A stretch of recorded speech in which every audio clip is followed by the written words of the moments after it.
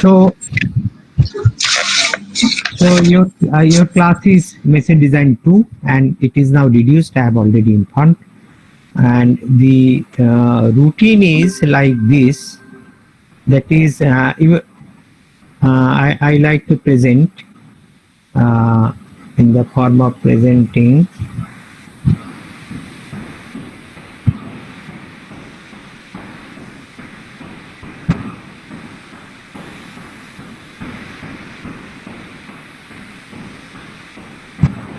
So this is the routine. Can you see the routine?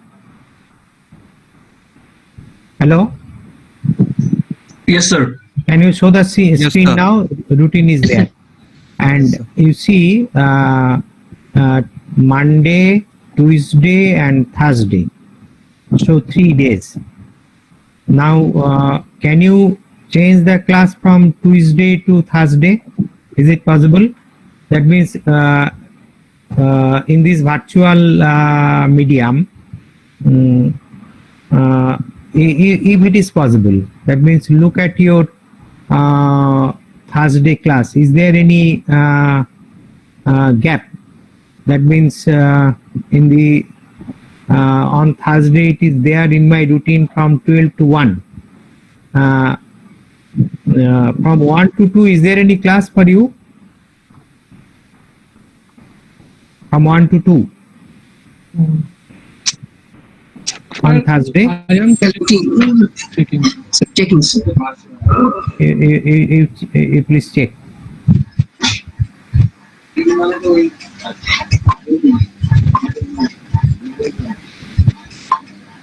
Sir, there's a class on Thursday from 1 to 2.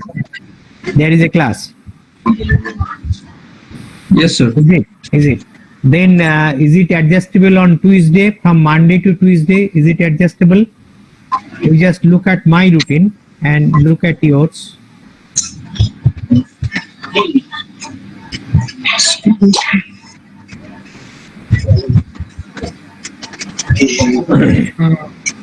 Sir, for the honors students, Monday to Friday, there is no adjustable routine, sir. There is no adjustable routine. Okay, then we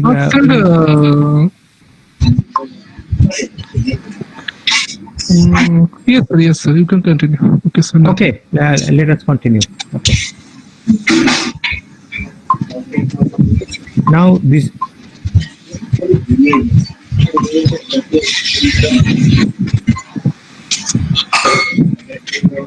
This is your syllabus.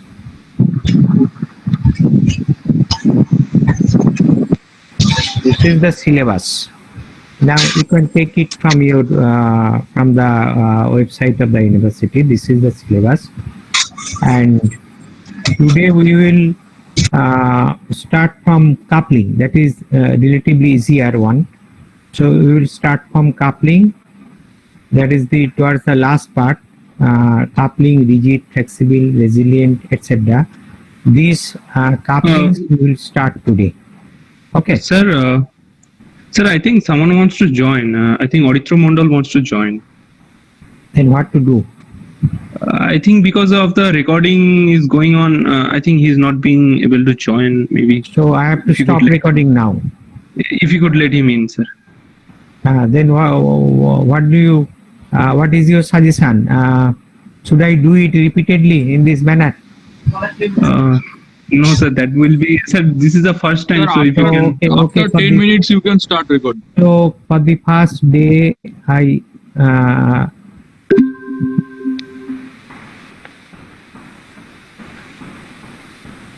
So who is there? There is none. Yes, sir, he was knocking on the. Maybe he's not there now. Yes, sir. There is none. Yes, sir. This is the first day, so I think some problem is happening. So if you could, from the next day, I think this sort of things will not happen. Shravan, you are the seer, okay? Okay, let me attend the phone.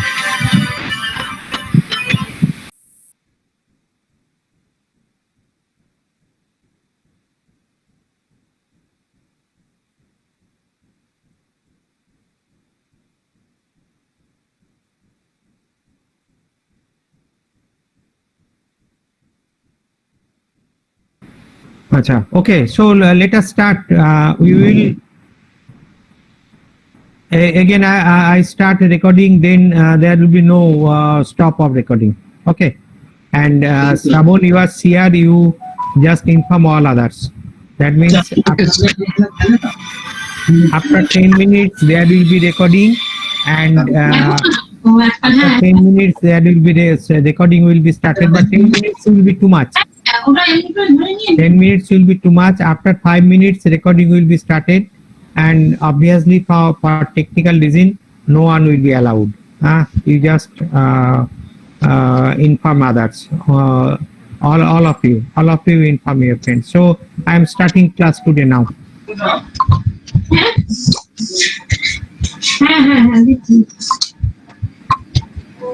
Sabon, you mute yourself. Yes, sir.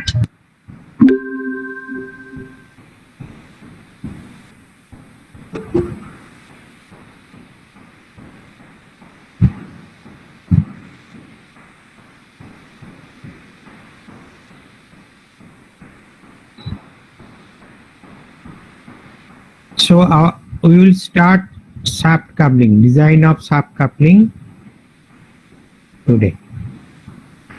Now, what do you mean by shaft coupling? Okay, I think you have already seen shaft coupling. Shaft couplings are like this. That means there are two shafts on both sides, and they can be coupled.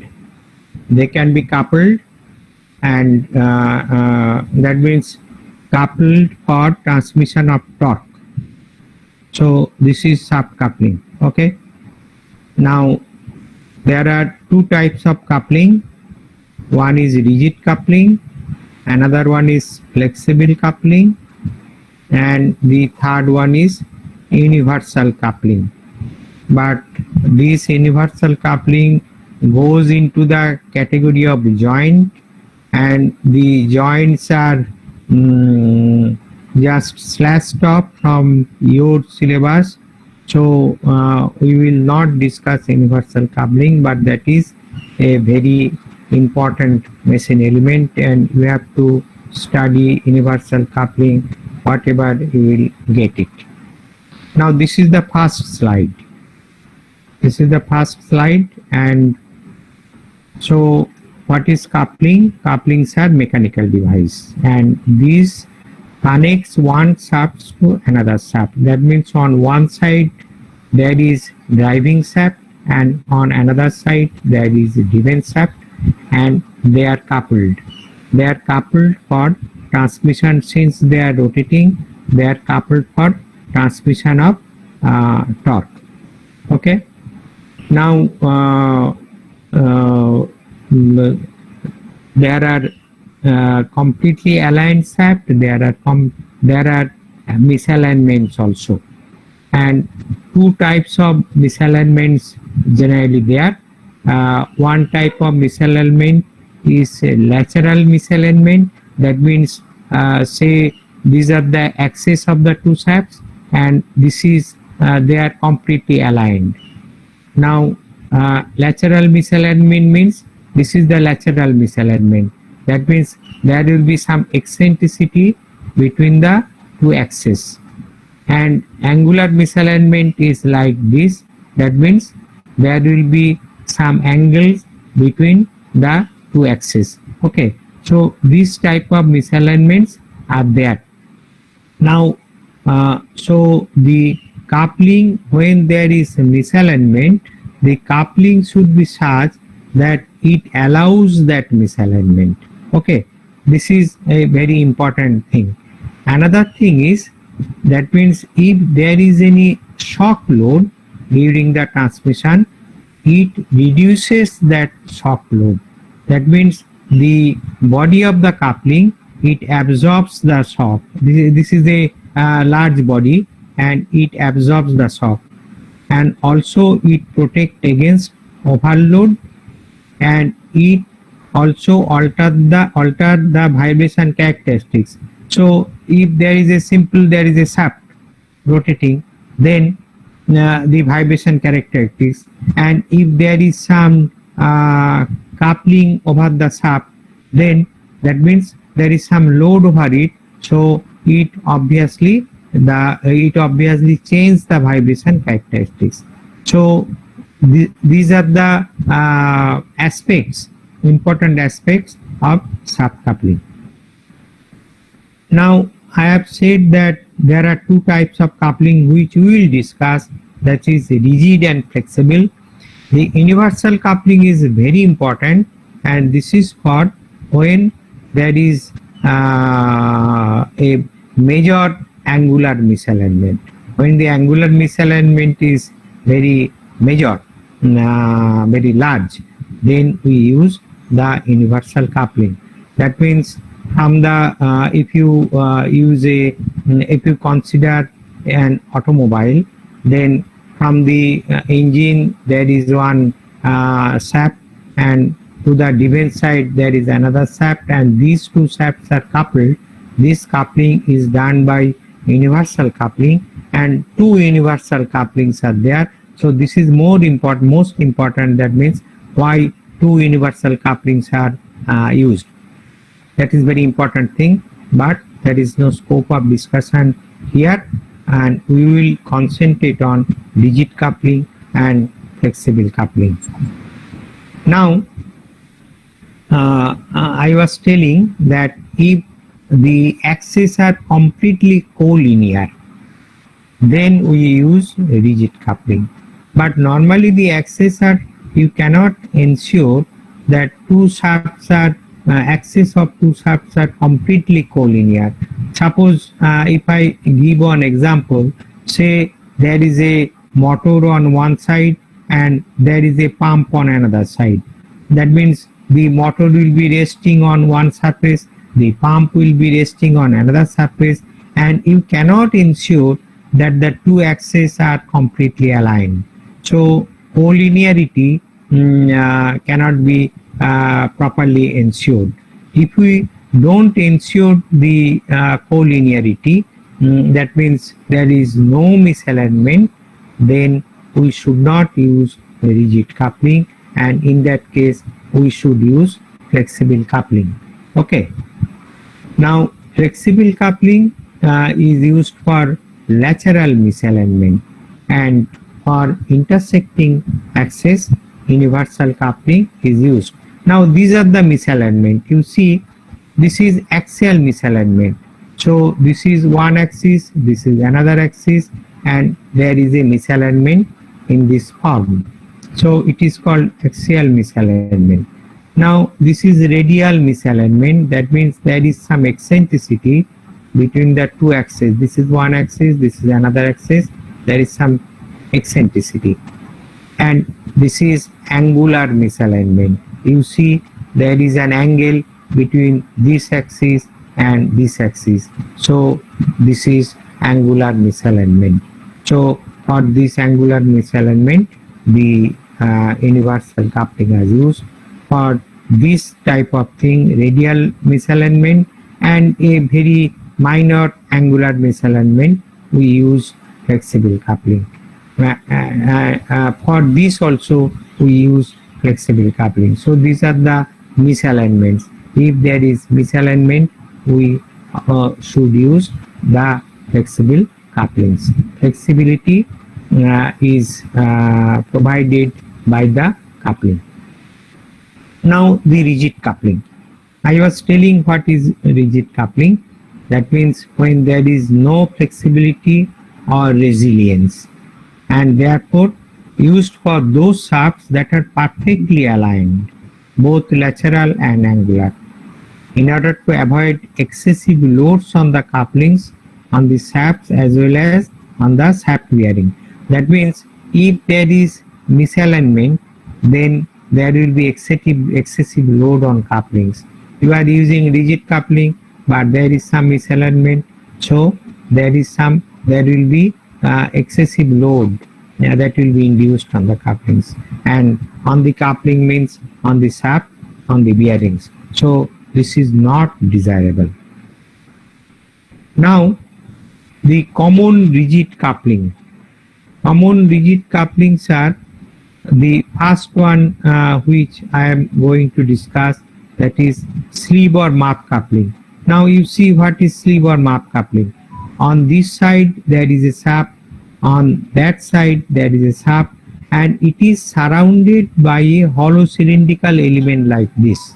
Okay, that means this one, you look at the side view, this is the shaft and there is a key and there is a sleeve or muff like thing which is an hollow cylindrical element and which is surrounding the two shafts. So this is the end of one shaft, inside end, this is the end of another shaft. Now the sleeve or muff, which is the hollow cylindrical element which surrounds the two shafts, the feet is a press feet type. So a press feet type arrangement will be there, and there is also key like this. So this is the total arrangement of sleeve or muff coupling and with key. So sleeve or muff coupling and with key. There is another arrangement of sleeve or muff coupling, that is with a taper pin. You see there is a taper pin on the right hand side, there is a taper pin on the left hand side. Okay, and this is sleeve. So sleeve, a taper coupling, a taper pin. So instead of key we use taper pin. Here this taper pin is using for joining this sleeve or sticking the sleeve on the surface of the shaft. Okay, so this is the side view and you see the side view. So there are two cylindrical pins and they are tapered. So two tapered cylindrical pins are there. Okay, so sleeve or muff coupling, this is with taper pins, and the first one, that is with key. Now the description is like this, that means obviously it is a hollow cylindrical element and it is fitted over the ends of the two shafts. I have already described it. It is fitted over and there is key, a shank type of key will be there. So there are three links, obviously two shafts and one sleeve or muff, and these three things will behave like a rigid member, as a single rigid member. Okay, and there will be press fit type of arrangement. The coupling, the design of the coupling is very simple. Now there is some disadvantage. You for the disadvantage side, if we go to this, that means the disadvantage is, you just see this is one shaft and this is another shaft. Suppose you like to dismantle it. So when you like to dismantle it, what you have to do? For this one, the taper pin should be taken out first. The two taper pins should be taken out first. Then this sleeve can be shifted from this side to that side or from left side to right side. Okay, the sleeve should be shifted, and that is also in a press fit form, you see. So shifting is not very easy. For this one, the earlier one, for this one also, when there is key, so key should be first dismantled and then sleeve should be shifted.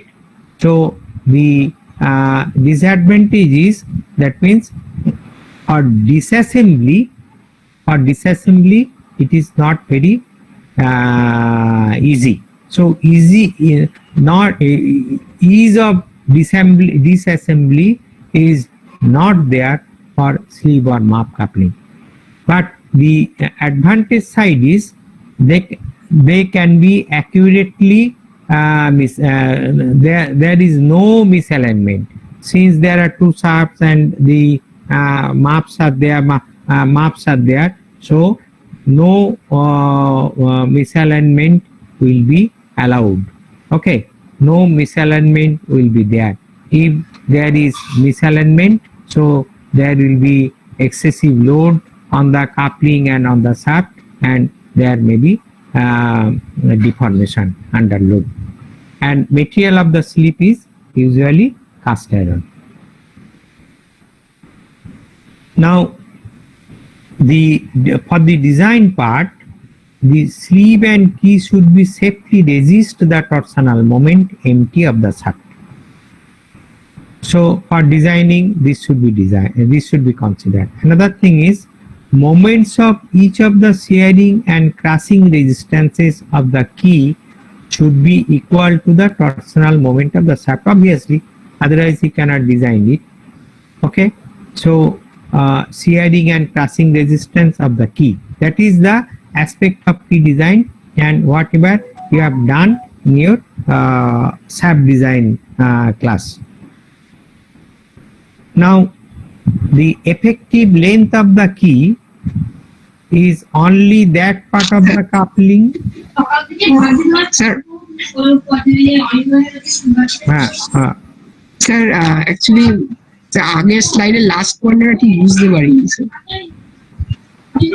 This one, this one.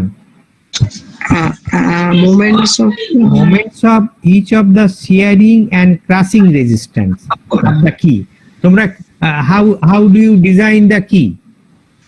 For design the key, there is shearing and there is crushing. Okay. So the crushing resistance and shearing resistance, that should be equal to the torsional moment of the shaft. Moments of shearing resistance and crushing resistance, that should be equal to the torsional moment of the shaft. This is very easy thing. Yeah, yes, sir. On these aspects, we have designed shaft and key. Okay. So this is already known to you. Okay. Acha, you mute yourself. Now, effective length of the key is only that part of the coupling that is in one of the two shafts connected. Now, what is the effective length of the key? That means on one side there is key, on another side there is key. So if on one side key fails, then the entire thing will fail. Okay, so that is why the effective length of the key is for you have to consider for only one side. Now, coupling key sometimes is made in two parts. That means you use two keys for left hand side shaft and for right hand side shaft. And when you are using taper pin instead of key, then how taper pin will be checked? The taper pin is checked so that induced shear stress is less than the allowable shear stress of the pin. Okay, it is very obvious thing. So this way the taper pin is designed. Key design is already known to you, and taper pin is designed on this aspect. Now, these are the design equations. Now, considering the polar section modulus for a hollow shaft.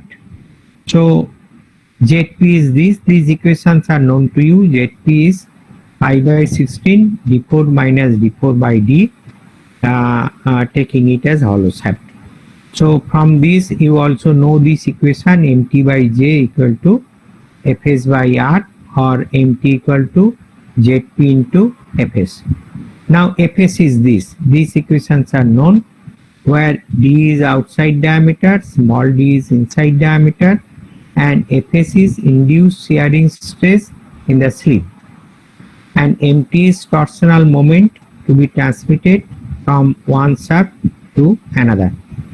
I will give you the PDF print of this lecture. Okay, so you can follow the recording also, and I will give you the note. But the note is not sufficient. Note is always note.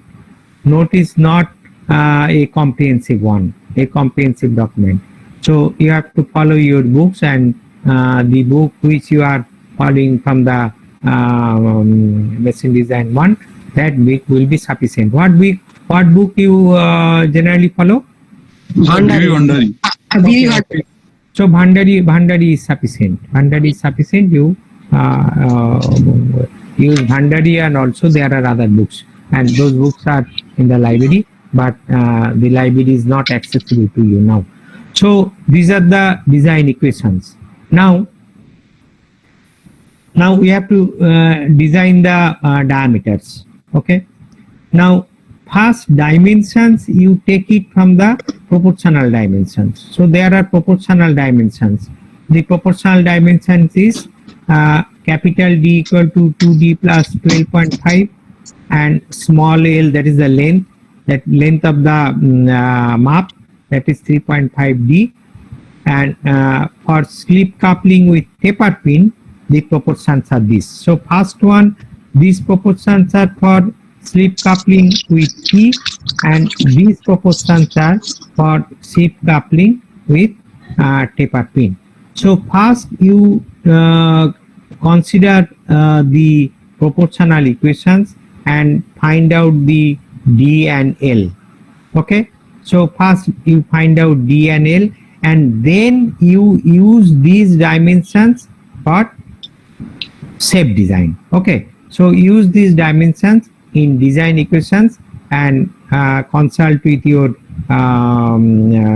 allowable stresses, and then you try to find out whether the design are safe or not.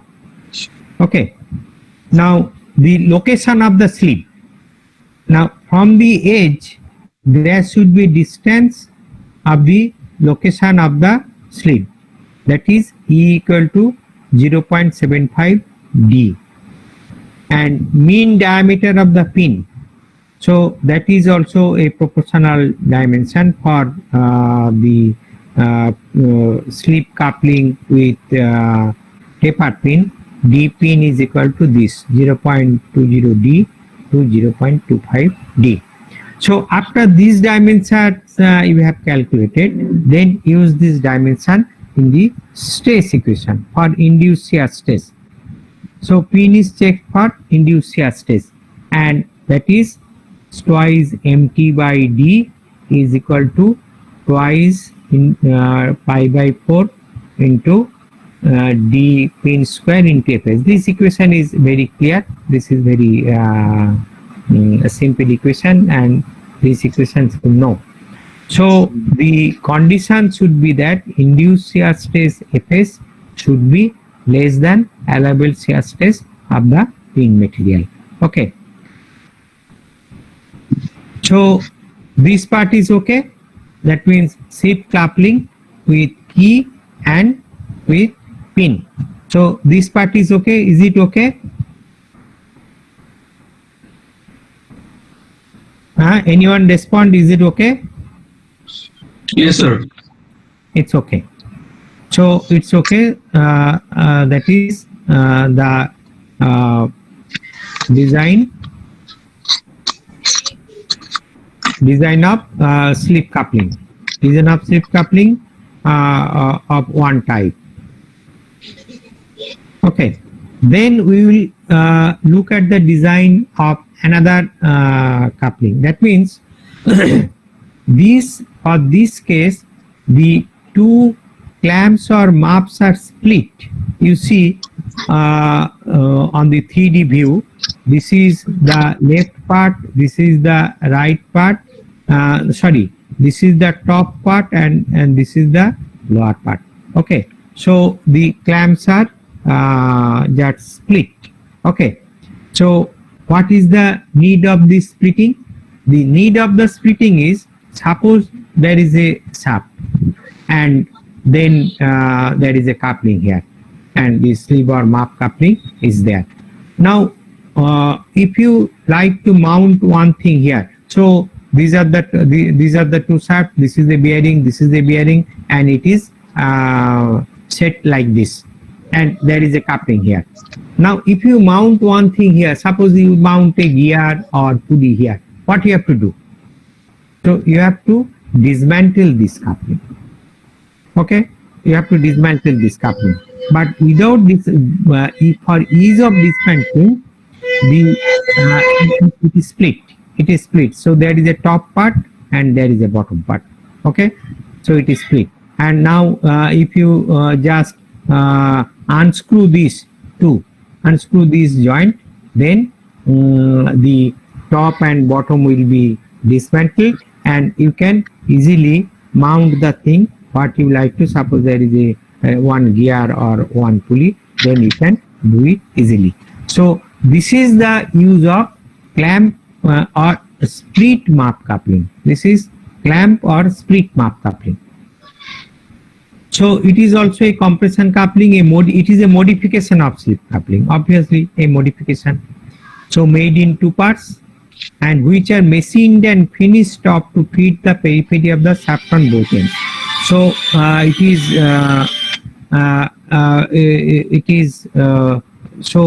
these inside parts should be finished so that they can properly fit the surface of the periphery of the shaft. Its construction permits ready and quick assembly and disassembly. I have already explained how the quick assembly and quick disassembly can be done. Now, two halves of the coupling are clamped tightly against the surface of the shaft. Okay, and the pins are there. So two halves are tightly fitted, and the inside surface is finished. Then we use the pins, and the pins are will be under tension. So when the pins will be under tension, what will happen? The surfaces will be just completely pressed over each other. So there will be a frictional force. There will be frictional force, and that frictional force, through this frictional force, we can transmit the torque. So torsion moment is transmitted by the friction. Okay, is it clear how torsion moment is transmitted by the friction? Is it clear? So you just look at me. Can you see me? Can you see me? Okay. So this is one clamp, this is another clamp. So it is there. It is there, and shafts is going through this. Now they are pressed. So there are holes. They are pressed. And this is finished surface. The inside is finished surface. The shaft is also finished. Okay, shaft surface is finished. So they are pressed through this bolted joint. So what will happen then? There will be a question of friction. Okay, and through this friction, the torsion moment is transmitted. Okay, is it clear now? Okay, sir. So in large couplings, if the coupling is very large, we can use also key for the safety. But the torsion is transmitted to the pin. But the key is there for a more factor of safety, for giving more factor of safety. Sometimes for large coupling, key is inserted onto the shaft. Now the design aspect. So these are the proportions. So L is equal to 5D to 3.5D, and D is equal to 4D to 2D. Small d is the shaft diameter. Now even with the keys, it is assumed that I have already mentioned, even with the keys, it is assumed that torque is transmitted by bolts.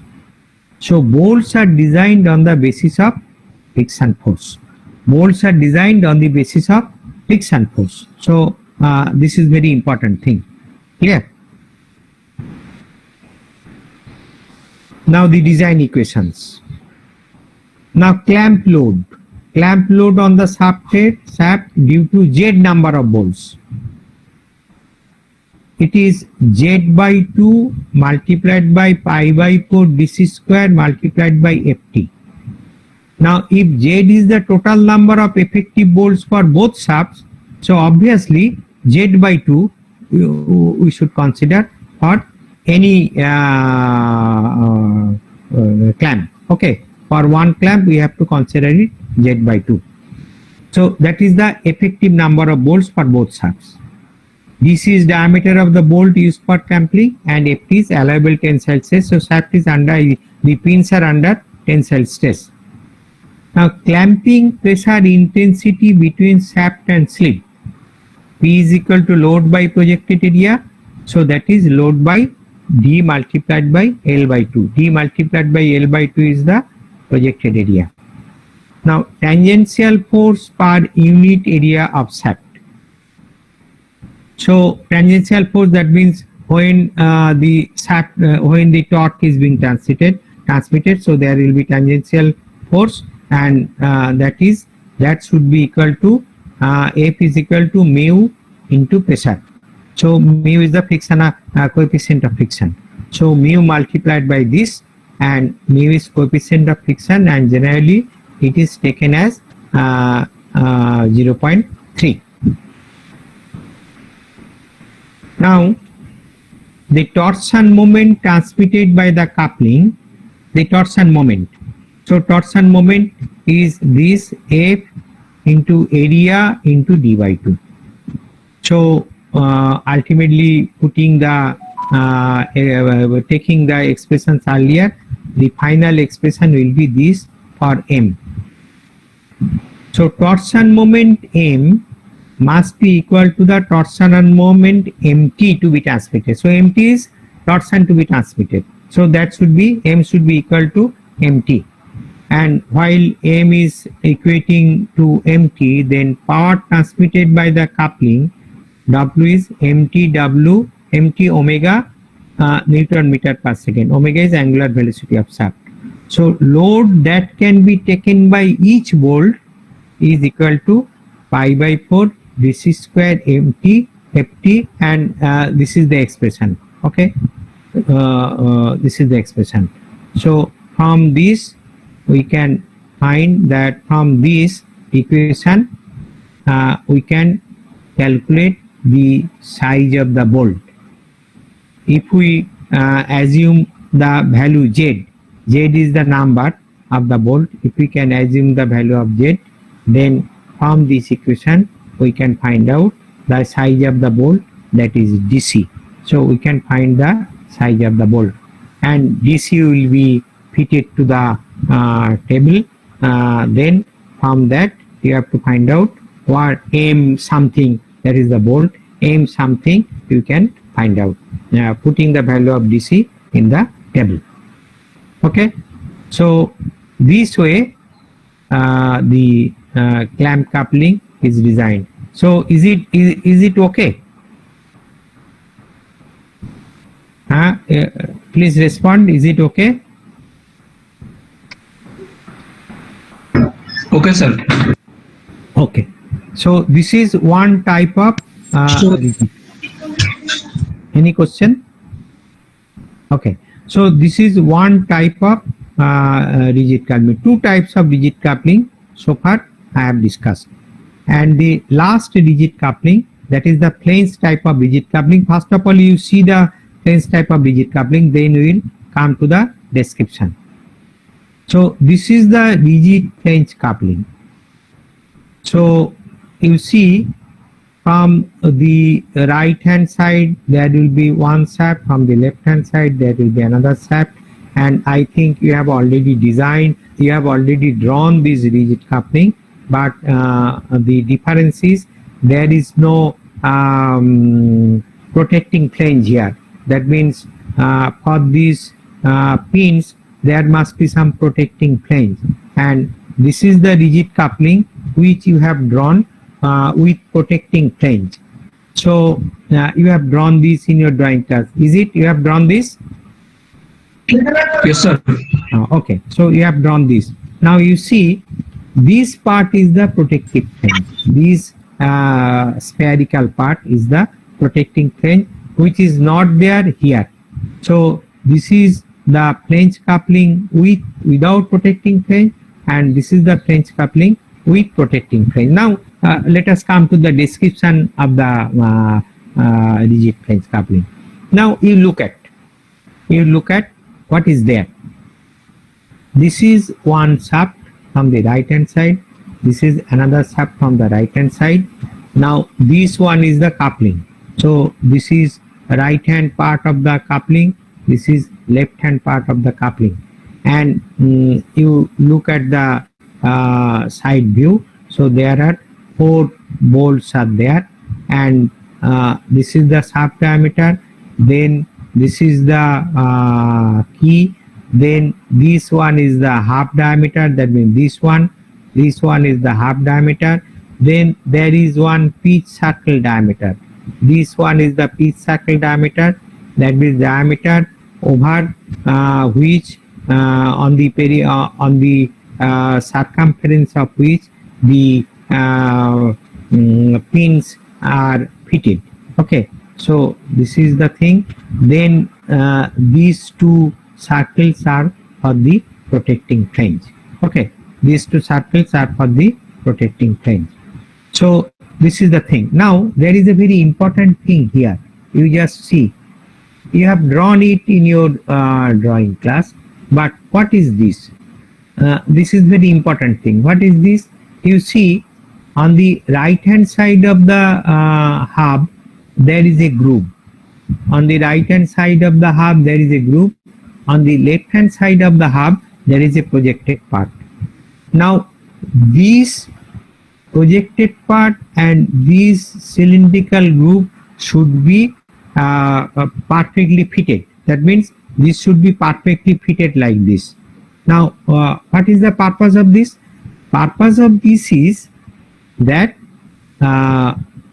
this thing ensures the proper alignment. This is called fitting boss. Fit, F-I-T-T-N-G. This is called fitting boss. Fitting boss means it helps you complete fitting of the 2 flanges. Flanges on right hand side and flanges on left hand side. And if they perfectly fit, then the access of the 2 shafts are ensured that there is no misalignment. So the fitting role of fitting boss is important in this way. Now the design is done in 2 ways. One is, you just consider, one is when you see this is the shank of the bolt. This is the shank of the bolt, and there is a groove inside. Now when the hole are perfectly rimmed, a rimmed hole and finished bolt surface, finished shank, a rimmed hole and finished shank, then what will happen? Rimmed hole and finished shank means they will be perfectly matching each other. Now when they will be perfectly matching each other, then we will consider that the transmission of torque is being done due to the shear force of the by the shear resistance of the pin. Okay, this is the thing. When rimmed hole and finished shanks are used, that means there is no clearance. You see, there is no clearance. There is no clearance here. They are perfectly matching. So this is one thing. And it is very costly. Costly in what sense? That means the surface rimming and surface finishing of the shank is costly. Machining, from the machining point of view, it is costly. There is another way. Another way is, that is, you allow clearance here. You allow clearance here. So when you are allowing clearance, then the rimming is not done. The surface finish of the shank is not done because there is clearance, so there is no need of it. So in that case, what will happen? You have to tighten the bolt, and the bolt will be under tension. So bolt should be designed against tension, and the torque transmission will be done by frictional forces in between this plane surface and that plane surface. Is it clear to you? Because in the last year, in the semester examination, I have given the question like there is clearance and there is no rim surface and finished shank. So there is clearance. So when clearance is there, you have to design the bolt against tension, and you have to make sure that torque is transmitted by the frictional surface. And the frictional surface, the inner diameter of the frictional surface is this.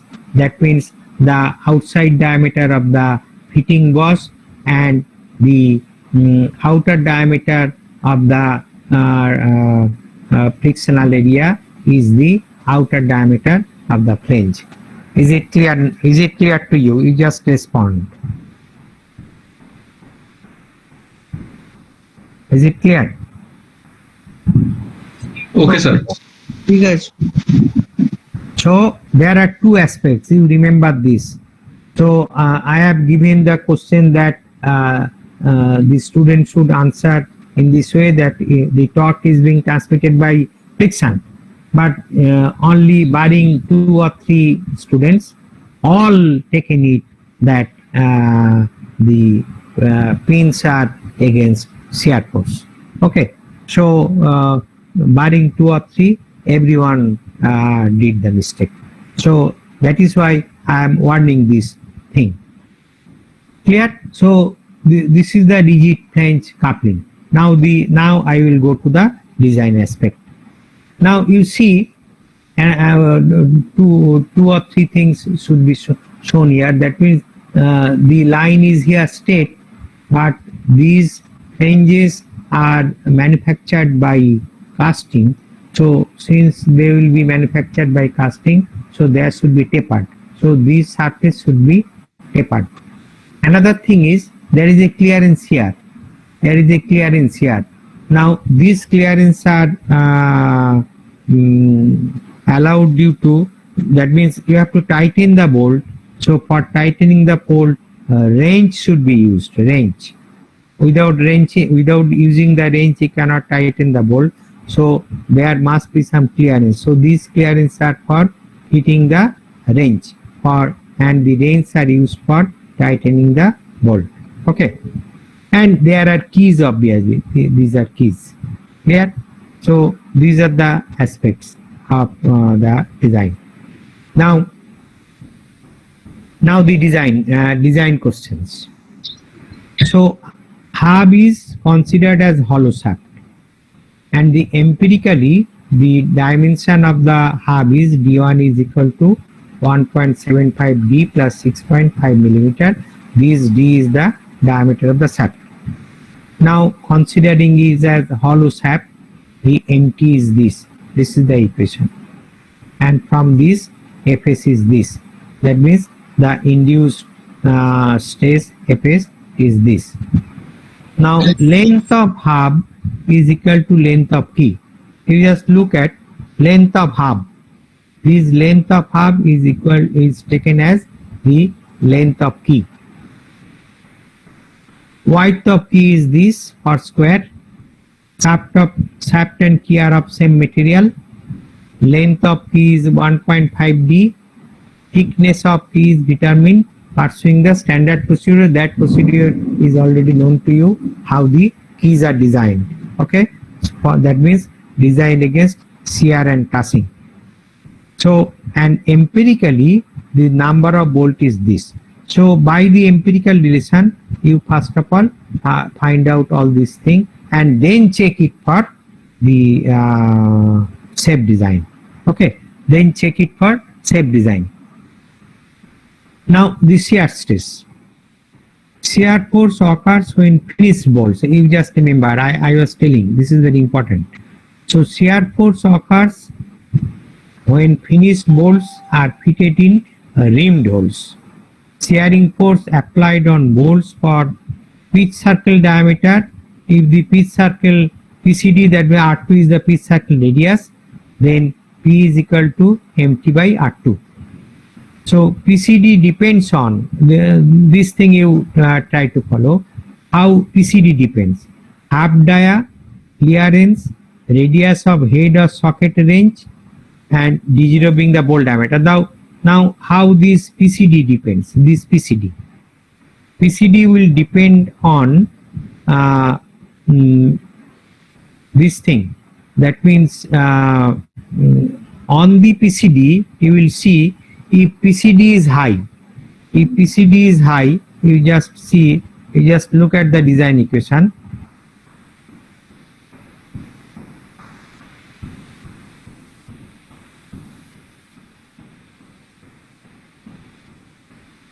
So if PCD is high, then this P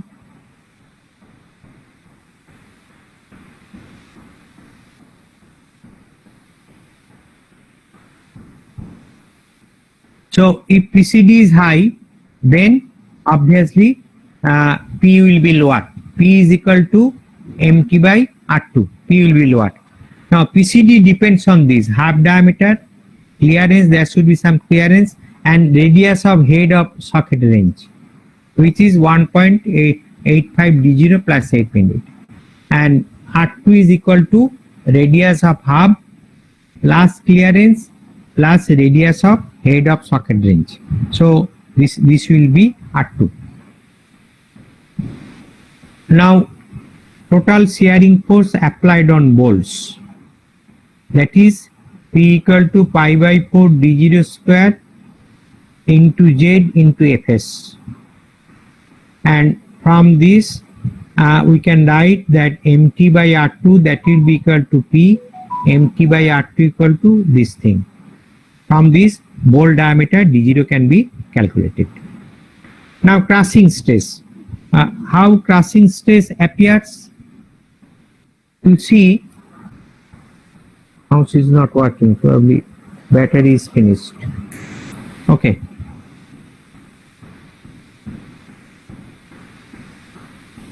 Okay, so you just look at that way. You look at the shank of the bolt.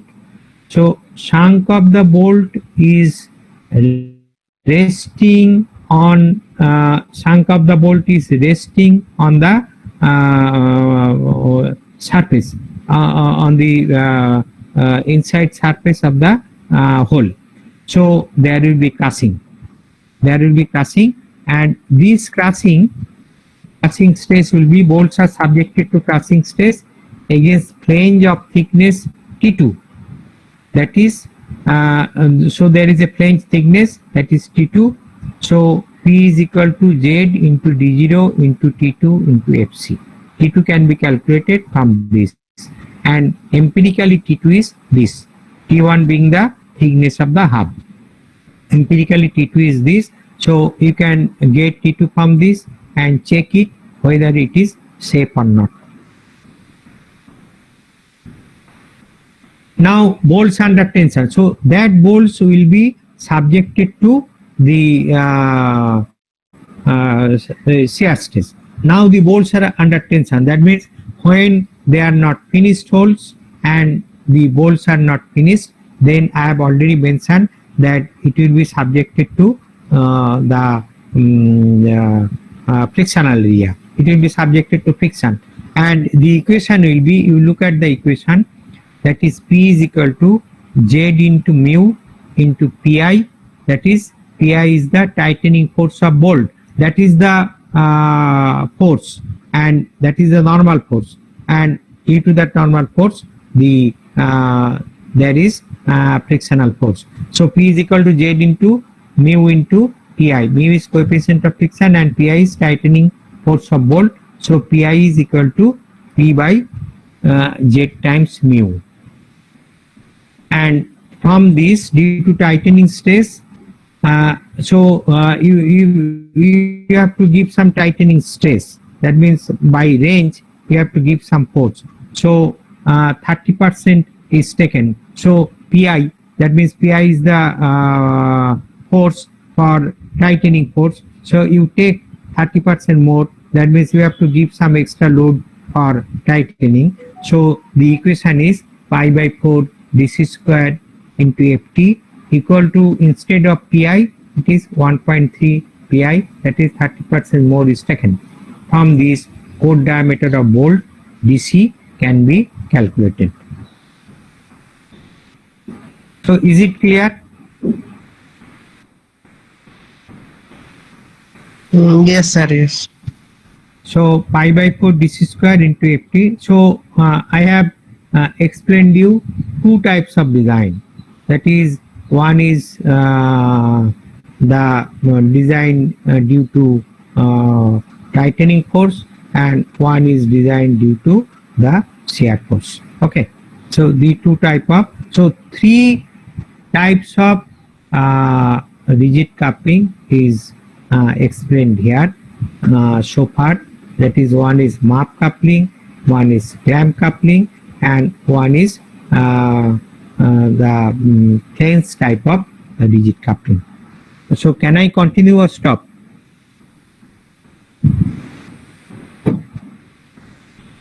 Hello. Hello. Sir, it will be better if we stop here today and Yes. Yes. Okay. Okay, I am stopping here. So next day there will be class. Okay.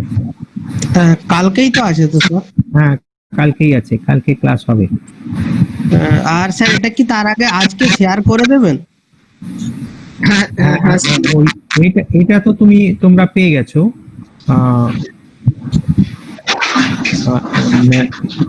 ওই রেকর্ডটা তোমরা পেয়ে যাবে। আর আমি এটা আজকে তোমাদের share করে দেবো, মানে এটাকে আমাকে করতে হবে, ওই একটা পিডিএফ প্রিন্ট করতে হবে, করে তারপরে এটা আমি শেয়ার করে দেবো। ঠিক আছে? হ্যালো স্যার, হ্যাঁ বলো। আমি টাইমিংটা কখন স্যার? কি রেকর্ডিংটা স্টপ করছি আমি। কালকে 2:30 থেকে আছে। যা তোমাদের রুটিন আছে সে অনুযায়ী হবে।